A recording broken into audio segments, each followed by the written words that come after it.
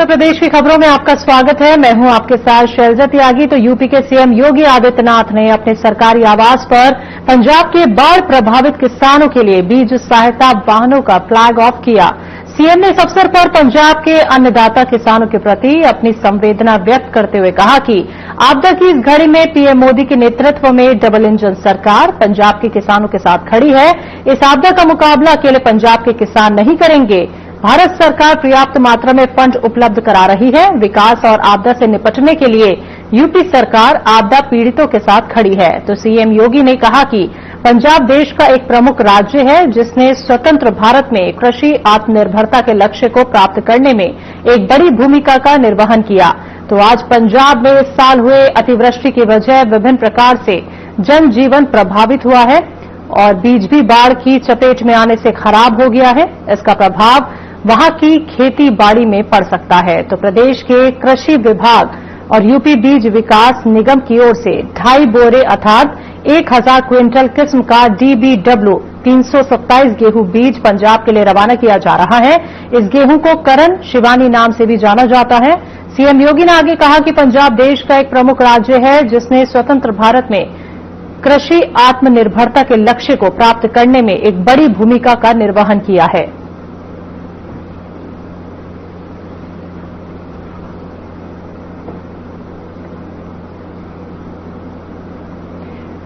गोरखपुर में विचार परिवार कुटुंब स्नेह मिलन कार्यक्रम का आयोजन किया गया जिसमें सीएम योगी आदित्यनाथ ने शिरकत की। इस मौके पर सीएम योगी आदित्यनाथ ने अपने संबोधन में कहा कि विचार परिवार कुटुंब स्नेह मिलन कार्यक्रम पर्व और त्योहार हमारे यहां आनंददायक है। पर्व और त्योहार आपसी सद्भाव का प्रतीक है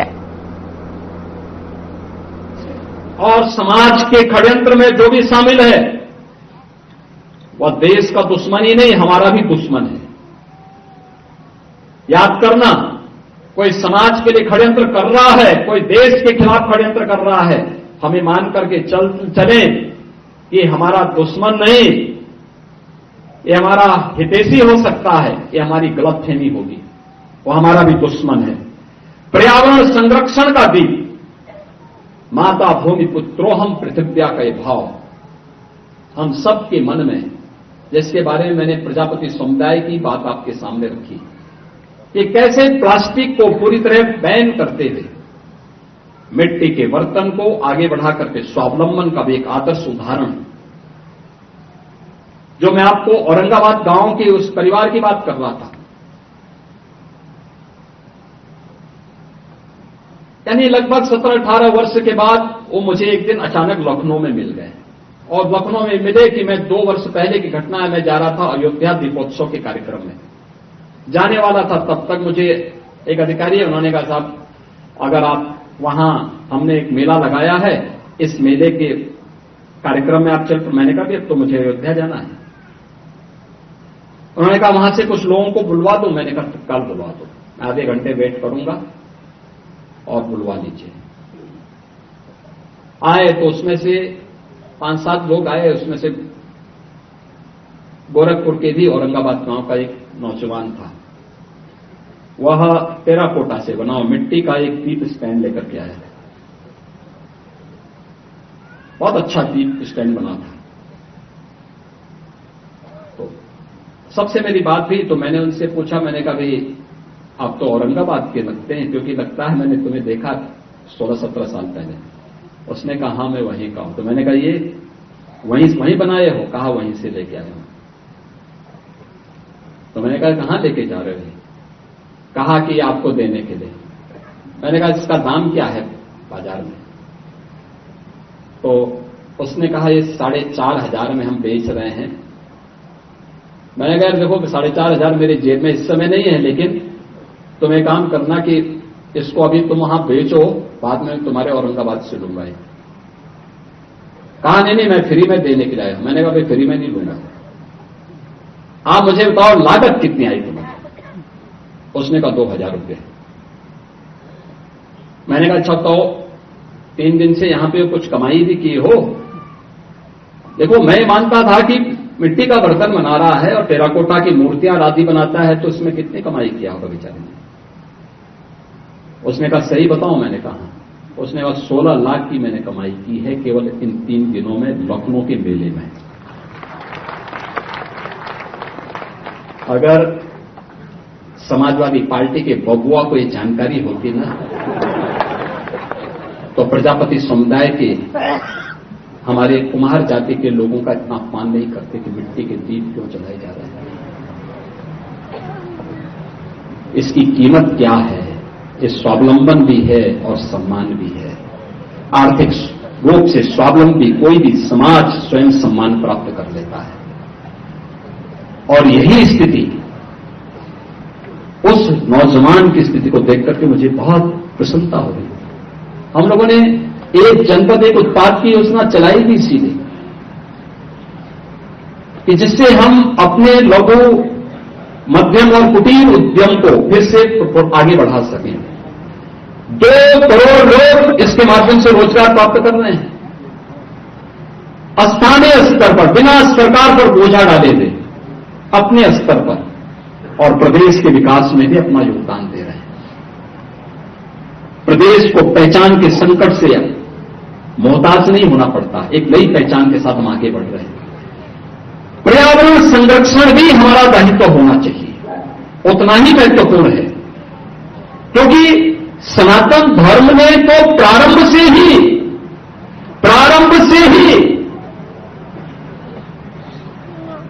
पर्यावरण को महत्व दिया है। आप हवन यज्ञ करते होंगे, पर्यावरण को ध्यान में रख करके करते हैं।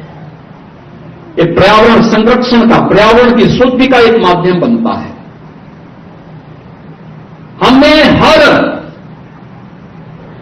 पेड़ को दैवीय रूप में देखा है। पीपल, बरगद, पाकड़, आम, ये काटे नहीं जाते थे। अब याद करिए, हिंदू महावत हाथी का नहीं होता था, क्योंकि पीपल हाथी खाएगा तो कौन काटेगा।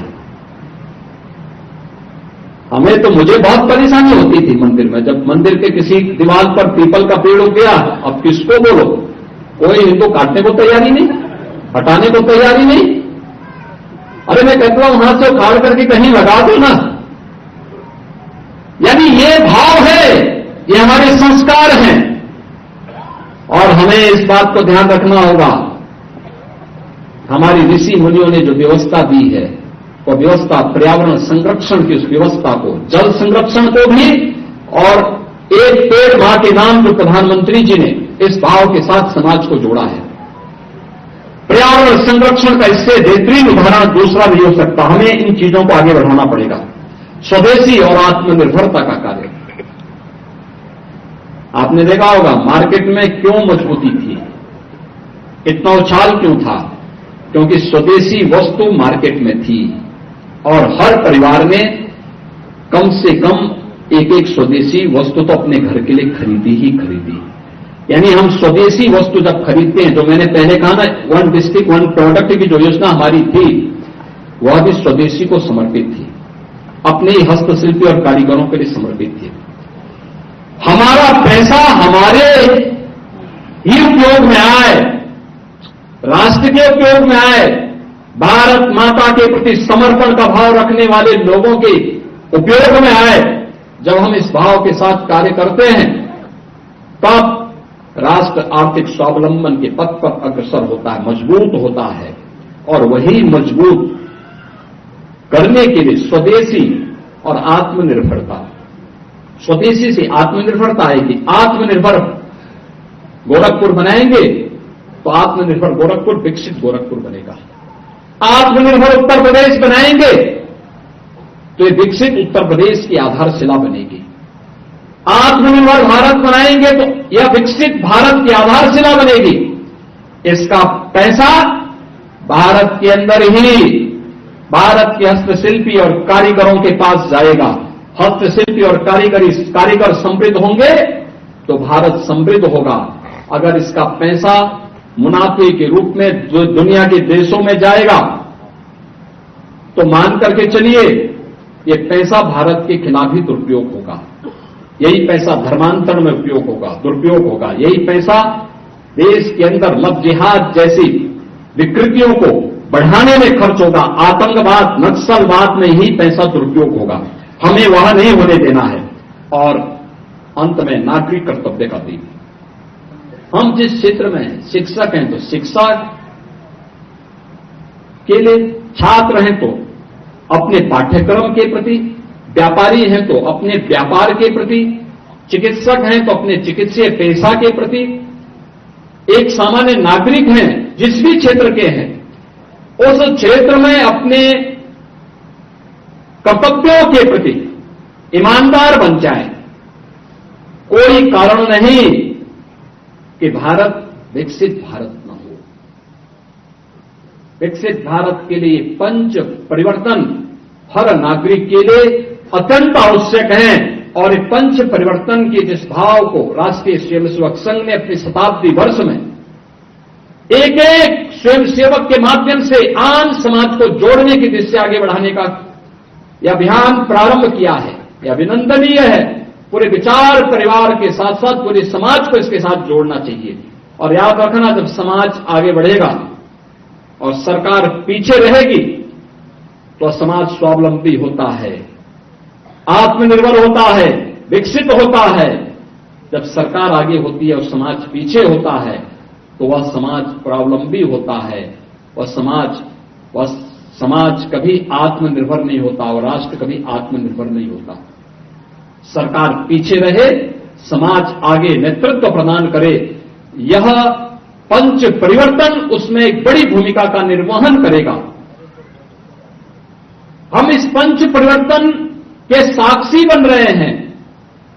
आपने संघ के शताब्दी वर्ष के अवसर पर पिछले 100 वर्षों की अगर उस इतिहास के अलग अलग कालखंड की चुनौतियों को अगर आप अवलोकन करेंगे, वो एक नई प्रेरणा होगी वर्तमान पीढ़ी को समझने और आगे बढ़ने के लिए। उनके लिए एक नया पाथेय होगा। हम सबको इस पूरे अभियान के साथ प्राणपण से जुटना चाहिए। इस अभियान को सफलता की नई ऊंचाइयों तक पहुंचना चाहिए, क्योंकि पंच परिवर्तन एक आत्मनिर्भर भारत और विकसित भारत की संकल्पना के आधार बनने वाले हैं। और हम भी उस अभियान के हिस्से बनेंगे। याद रखना, आपका योगदान आने वाली पीढ़ी स्मृति के रूप में अपने साथ सजोएगी। आप अयोध्या में श्री राम जन्मभूमि में जाएंगे तो वहां पर आपको रामलला की भव्य प्रतिमा और राम दरबार के जो दर्शन होंगे ही, उस परिसर में आपको ऋषि मुनियों के भी, महर्षि वाल्मीकि के भी मंदिर देखने को मिलेगा, महर्षि विश्वामित्र का भी, महाकवि तुलसीदास जी का भी, अन्य सप्तऋषियों के भी मंदिर आपको वहां देखने को मिलेंगे। लेकिन वहां पे आपको कुछ चीजें और भी देखने को मिलेंगी। एक रामायण काल का पहला बलिदानी गिद्धराज जटायु की एक भारी प्रतिमा आपको वहां देखने को मिलेगी। एक टीले पर श्री राम जन्मभूमि की तरफ दृष्टि लगाए हुए। याद करिए, रामायण काल त्रेता युग में लेके जा रहा है। आपको वहां गिलहरी की भी प्रतिमा देखने को मिलेगी। राम सेतु के निर्माण में गिलहरी का भी योगदान था, यह भी आपको देखने को मिलेगा। याद रखना, यानी राम जन्मभूमि में रामलला का भव्य मंदिर, जो मैंने कहा राष्ट्र मंदिर है, तो राष्ट्र काज के लिए जिस भी भूमिका में योगदान देने का अवसर प्राप्त हो, जिस भी भूमिका में, कोई वाल्मीकि के रूप में होगा, कोई हनुमान के रूप में होगा, कोई सुग्रीव के रूप में होगा, कोई जामवंत के रूप में होगा, कोई गिलहरी के रूप में होगा, कोई जटायु के रूप में होगा, कोई निषाद राज के रूप में होगा, कोई माता सबरी के रूप में होगा, कोई माता अहिल्या के रूप में होगा। लेकिन अलग अलग भूमिकाएं, जिस भी क्षेत्र में जो भूमिका हमें प्राप्त होती है, समाज जोड़ने के लिए, राष्ट्र को राष्ट्र के प्रति समर्पण के भाव के साथ जोड़ने के लिए हम उस अभियान के साथ जुड़ेंगे तो आने वाली पीढ़ी के लिए वो एक नई प्रेरणा होगी। आज के इस अवसर पर, दीपावली के इस पावन पर्व पर विचार परिवार के कुटुंब स्नेह मिलन के इस कार्यक्रम पर मैं आप सबका हृदय से अभिनंदन करता हूं। दीपावली की आप सबको मैं फिर से कोटि कोटि बधाई देता हूं और 5 दिवसीय दीपोत्सव का जो कार्यक्रम वर्तमान में चल रहा है, ये कार्यक्रम कल गोवर्धन पूजा है, फिर भैया दूज आएगा। ये 5 दिवसीय कार्यक्रमों के प्रति मैं प्रभु श्री राम से ही प्रार्थना करता हूं कि आप सबकी व्यक्तिगत और पारिवारिक जीवन में सदैव यही उत्साह और उमंग का माहौल बना रहे। इस विश्वास के साथ आप सबके प्रति मेरी मंगल में शुभकामनाएं हैं। धन्यवाद। जय हिंद, जय जय श्री राम। उत्तर प्रदेश की खबरों में वक्त एक छोटे से ब्रेक का, जल्द वापस लौटेंगे।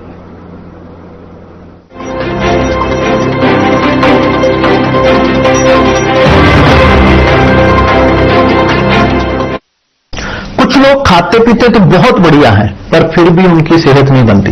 पिचके हुए गाल हैं, हड्डियां निकली हुई हैं, पैंटें ढीली हैं, कपड़े जचते नहीं, कोई पर्सनैलिटी नहीं। ऐसे लगता है इधर से खाए जा रहे हैं, उधर से निकले जा रहा है, क्योंकि उनका पाचन तंत्र खराब है। और जब तक के पाचन तंत्र दुरुस्त नहीं होगा, वो जितना मर्जी अच्छे से अच्छा खा ले, उनकी सेहत नहीं बन सकती। इसलिए हमारी संस्था सन्यासी आयुर्वेदा ने एक ऐसी दवा का निर्माण किया है जो कि आपके लिवर को, आपके पाचन तंत्र को दुरुस्त करने का काम करती है, ताकि आप जो भी खाएं उसका पूरे का पूरा निचोड़ आपके शरीर को लगे, आपकी भूख बढ़े, खाया पिया सही से लगे, नया खून बने, हड्डियों में जान आए, वजन बढ़े और आप मोटे तगड़े खूबसूरत पर्सनैलिटी के मालिक बन जाएं। सिर्फ 655 रुपए की पूरे 1 महीने की दवा होती है और आप इसे घर बैठे 01145454545 पर फोन करके दवा मंगवा सकते हैं। 2047 में कैसा होगा विकसित भारत का विकसित उत्तर प्रदेश? क्या आप चाहते हैं कि कृषि क्षेत्र में नवाचार और पशुधन की समृद्धि से बढ़े अन्नदाता की आमदनी? गांव-गांव तक पहुंचे चौड़ी सड़कें, हवाई यात्रा के लिए किसान की जेब में हो पैसे, विश्व स्तरीय शिक्षा और वर्ल्ड क्लास इलाज, बढ़े उद्योग, रोजगार, नौकरी और अपना व्यापार, रिन्यूएबल और ग्रीन एनर्जी हो यूपी में फुल, ताकि कभी न हो पत्ती गुल। डीप टेक, एआई और इलेक्ट्रॉनिक संसाधनों का बिछे जाल, सांस्कृतिक धरोहर का पुनर्जागरण और गौरव काल। क्या आप चाहते हैं ऐसा उत्तर प्रदेश? अगर हाँ, तो उठाइए मोबाइल, QR कोड को स्कैन करें और पोर्टल समर्थuttarpradesh.up.gov.in पर लिखकर या बोलकर दर्ज कराएं सुझाव। आपके सुझाव से बनेगा विकसित यूपी का रोड मैप और मूल्यवान सुझाव देने वाले किए जाएंगे सम्मानित, क्योंकि आपकी राय विकसित यूपी बनाए।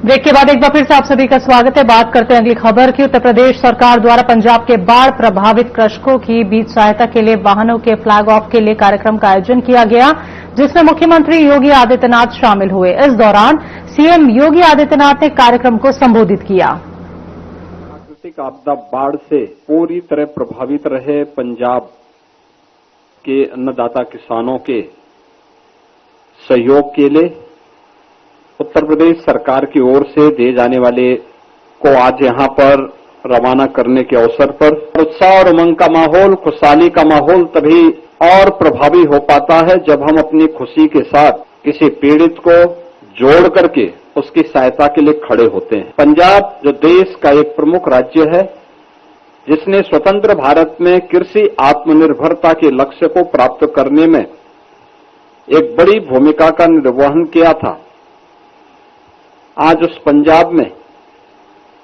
इस वर्ष हुई अतिवृष्टि के कारण तमाम प्रकार से जनजीवन प्रभावित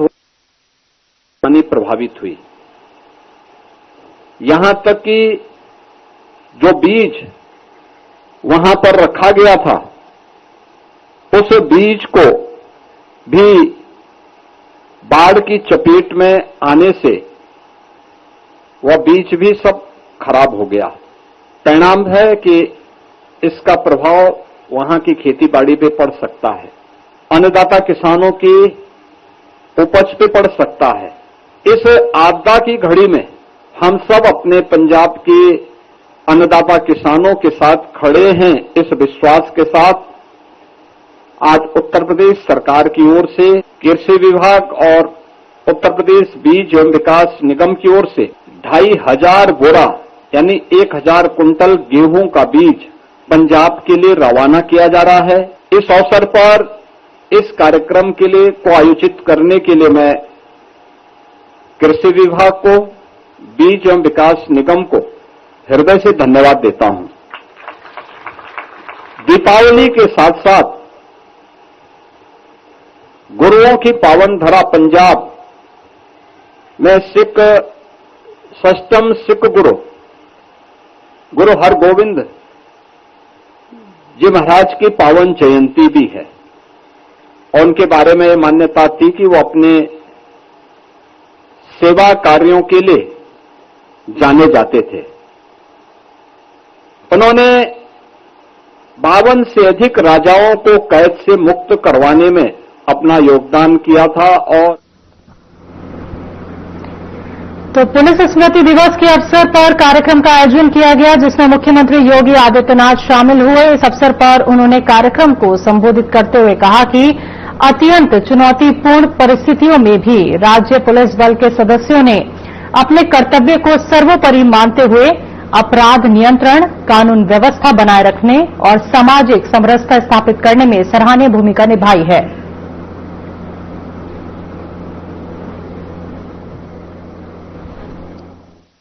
प्रयागराज महाकुंभ 2025 के भव्य आयोजन की सफलता में उत्तर प्रदेश पुलिस, केंद्रीय सुरक्षा बल एवं अन्य सुरक्षा बलों और प्रशासन ने अभूतपूर्व समर्पण और अनुशासन का परिचय देते हुए सुरक्षा और सुव्यवस्था के उत्कृष्ट मानक स्थापित किए हैं। हमारी सरकार द्वारा प्रदेश के जनपदों और इकाइयों में नियुक्त पुलिस कर्मियों की सुख सुविधा हेतु 3 करोड़ 50 लाख रुपए एवं कल्याण हेतु 8 करोड़ रुपए आवंटित इस दौरान किए गए। उत्तर प्रदेश पुलिस पीएसी वाहिनियों एवं इकाइयों में सेवानिवृत्त अथवा मृत पुलिस कार्मिकों के 90% जीपीएफ के कुल 2511 प्रकरणों में भुगतान आदेश भी निर्गत किए गए हैं। उत्तर प्रदेश सामान्य भविष्य निधि नियमावली 1985 के अधीन पुलिस मुख्यालय संवर्ग के 108 पुलिस कार्मिकों को जीपीएफ से अग्रिम धनराशि की स्वीकृति भी प्रदान की गई।